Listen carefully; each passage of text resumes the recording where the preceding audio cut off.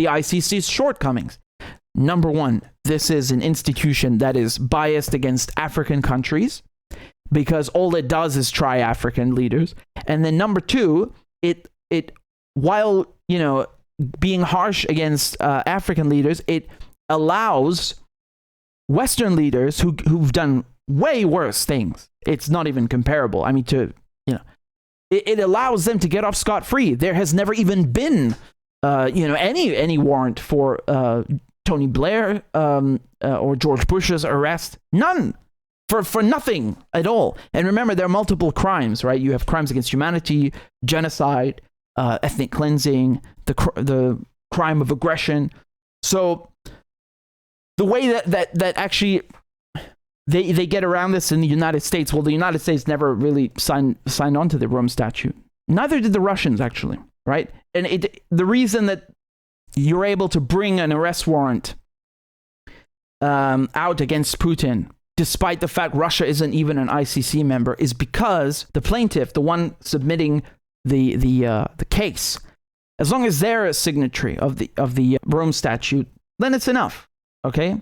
So in the case of Afghanistan, for example, if they go to the ICC with something against the United States, then the ICC have to look at it. They have to, but they won't. So when they started doing that, you remember what the United States did. The United States had such contempt and disdain for the International Criminal Court that they sanctioned the chief prosecutor and the head of the judiciary. Remember? I covered this. It's on the channel. Go watch. So Mike Pompeo made sure that they sanctioned them.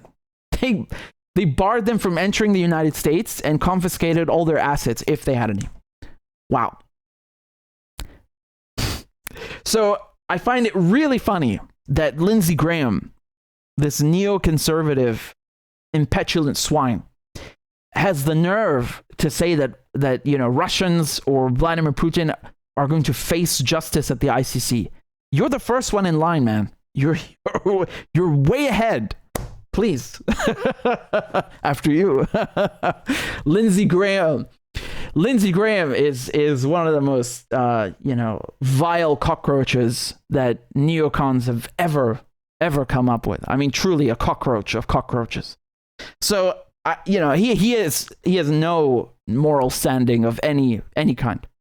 Now, the other thing is that speaking of neocon cockroaches, George Bush actually in 2002 signed a law which is it's not called that officially, but it's nicknamed Hague Invasion Act because, as the name implies, if any American is brought to the International Criminal Court, the United States will invade the Netherlands and liberate that American and the Netherlands and give them democracy. Any American. It doesn't say like a head of state, because remember, the ICC targets, or rather its mandate is directed at individuals, not countries, which is why it was so funny when the ICC declared jurisdiction over Palestine that, the Israelis said, oh my God, you are anti-Semitic. You are targeting Israel. No, it's got nothing to do with Israel or Schmizrael or anything. It's about people, not countries.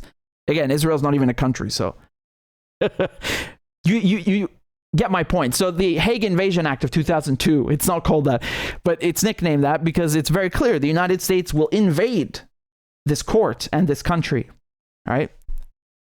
If any American is taken there, even a recruit or a corporal, whatever. So if you want to really talk about contempt for the ICC, I really can't think of a better example. I can't think of a better example. That there is no country on earth that has a law like this except the Americans. And the second best example of contempt for the ICC is probably in the UK. We don't have the crime of aggression ratified as a law because the UK signed it in 1998, okay, and ratified, as I said, crimes against humanity, genocide, ethnic cleansing.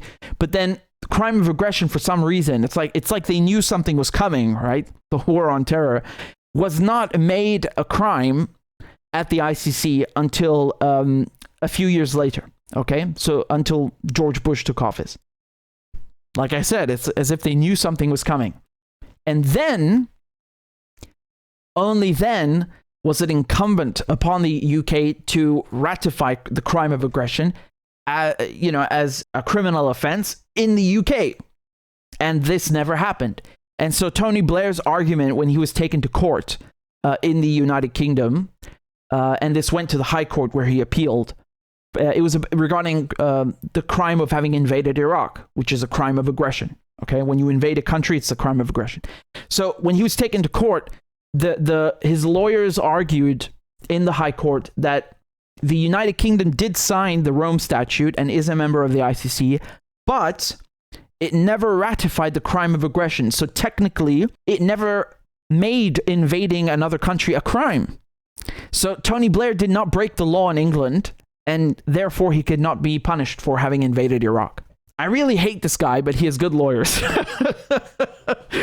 Now, but do you see how this works? When I showed you the most eloquent foreign minister of South Africa, when she was talking about this double standard of legal systems and international law, this is precisely to the point what she is referring to.